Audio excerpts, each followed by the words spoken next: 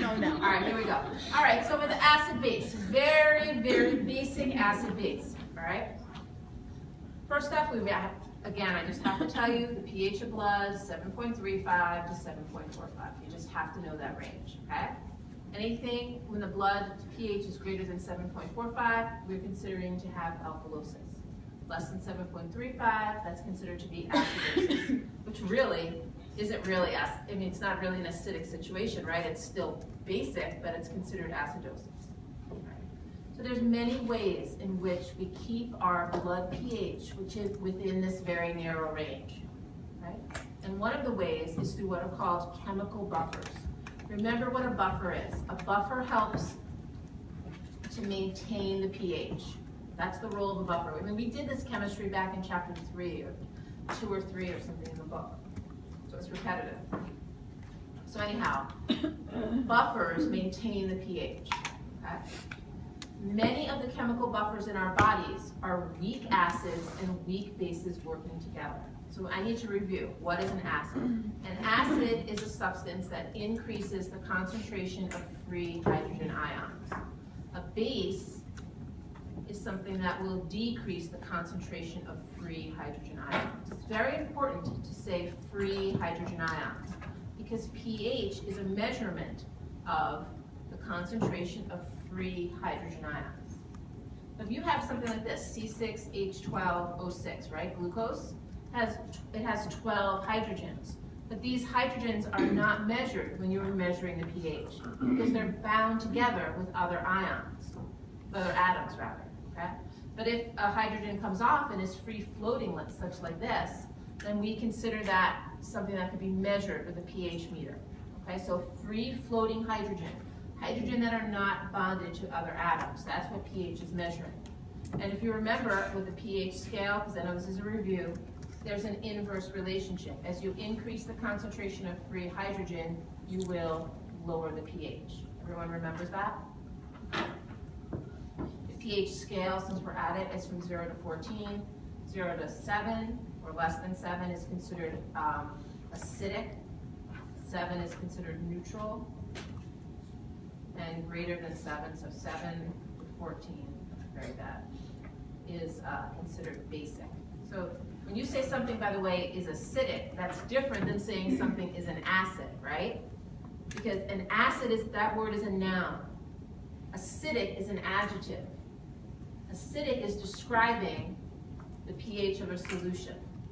An acid is a substance that increases free hydrogen. Totally different, right? One's an adjective, one's a noun.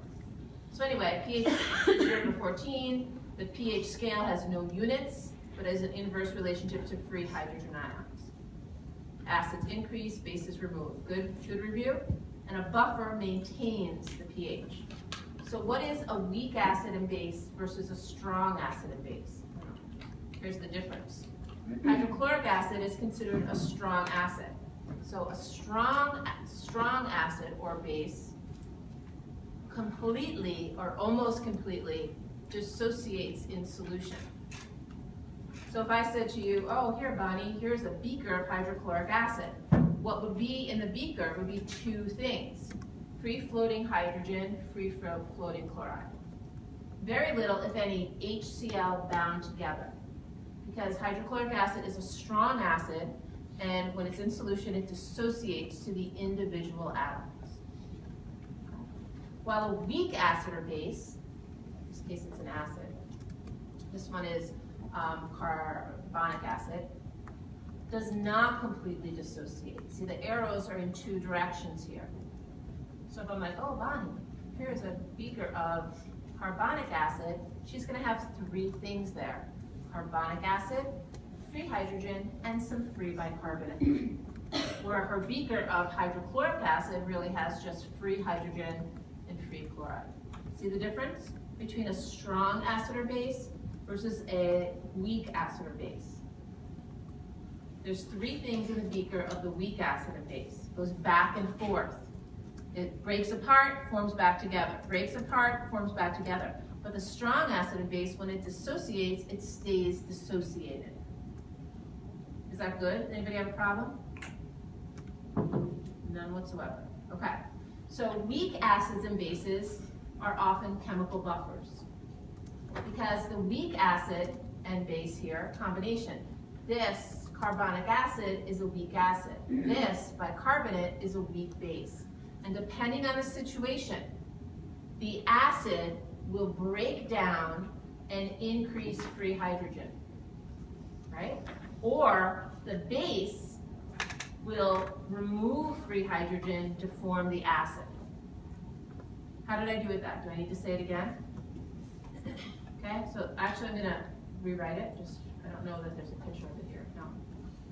So the equation for this example is carbonic acid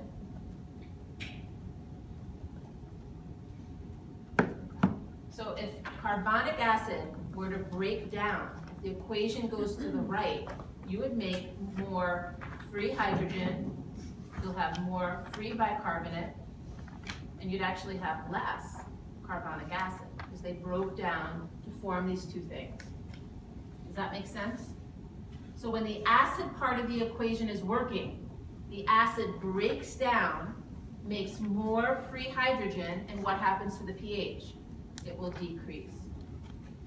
But if need be, the base part of the reaction can work, and the bicarbonate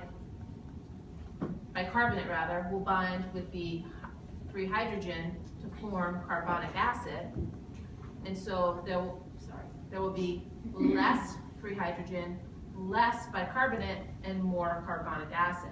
So there will be less free hydrogen, and the pH will go up. So if the equation goes to the right, the pH will go down, and if the equation goes to the left, the pH will go up. You see that? Whether the acid is releasing free hydrogen and lowering the pH, or the base is removing free hydrogen and raising the pH. And that's how weak acid and base can work as a chemical buffer system. You've got the weak acid and the weak base both there in your solution, just waiting. It's either going to go to the right and lower the pH, or go to the left and raise the pH, no matter what you need. We have lots of chemical buffer systems in our bodies. Chemical buffer systems work immediately, very, very quickly, to help regulate your pH. Any questions? No? Okay, no? All right, so under chemical buffer systems, we have three major ones. Bicarbonate, which I just showed you, which is important in the extracellular fluid. Phosphate buffer systems, which is intracellular. And then proteins. Most of your buffering capacity comes from proteins. Every single protein has an amino end and a carboxylic end. If you recall, a typical amino acid has a central carbon, carboxylic group. Oh, that was a mistake. Another hydrogen, an amine group, and then the R group. This amine group can add another hydrogen, and the amine group can remove free hydrogen and act as a base. The carboxylic acid group can lose a free hydrogen and act as an acid. So every single protein is an acid at one end and a base at another. So most of your chemical buffering comes from proteins, and that's both extracellular and intracellular. So cool, huh? All right, so you should know the three chemical buffer systems. Now, we also have the respiratory system and the urinary system that are working to regulate your pH. But the fastest one would be the chemical buffer. The next in line, as far as speed, would be the respiratory system. We've done this already, but the respiratory system, it's all about how respiratory rate affects CO2 levels. So if you increase respiratory rate, you'll have less CO2, and if you have less CO2 in your equation,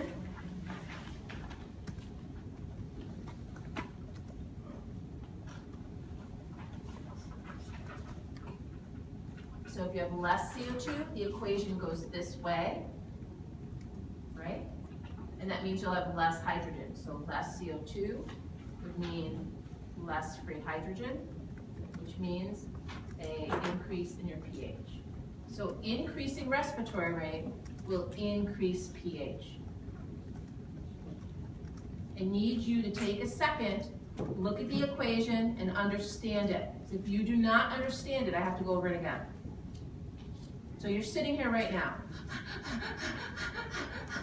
Increasing your respiratory rate, you have less CO2. This is the most important equation for CO2. So if there's less CO2, the equation will go to the left, removing excess free hydrogen. And as a result, your pH will go up. So if all of a sudden your respiratory rate goes up, that will cause you to decrease free hydrogen, which will increase your pH. Does everybody see that? Okay, so the converse thing happens. You stay here right now, you hold your breath. You decrease respiratory rate. That means you'll have more CO2. If you have more of this CO2,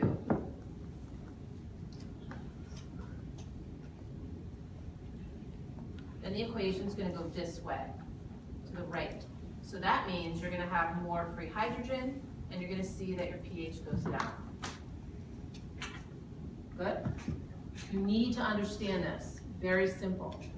And this is the way that the respiratory system will help keep your pH constant. Respiratory rate will either go up or down to try to keep your pH between 7.345 and 7.45. Okay? It's not as fast. If you're going to say that the chemical buffer systems take seconds, then you're going to say the respiratory system takes minutes to make that happen, a change happen. The next in line is the urinary system. The urinary system takes some time. It can take hours or days for the urinary system to regulate your pH. But the deal is, the urinary system is going to fine-tune the pH and get it really where it needs to be. Okay? There are three major chemical buffers in the what's it called? Urinary system. Again, bicarbonate, phosphate, and this time ammonia. So you can spend some time looking at the chemistry behind it, and you can see all the, CO2 plus water forms carbonic acid, which breaks down to hydrogen and bicarb. Same thing. Yeah, this equation's everywhere. It's in your blood, it's in your digestive tract, it's in your respiratory system, it's in your urinaries, it's everywhere. Okay? So anyway, you can look at the chemistry here if you want, but the point is, know the three major buffer systems in a kidney. Okay? Now, the way that I like to, and then you can look at bicarbonate, but the way that I think, like I said, it's obvious to me, but I don't know if it's obvious to everyone. So this is where I want to do a little review thing and put it together. But before I do that, how much time do I have in that video? Should I stop and start? Yeah. Okay, good. Stop and start.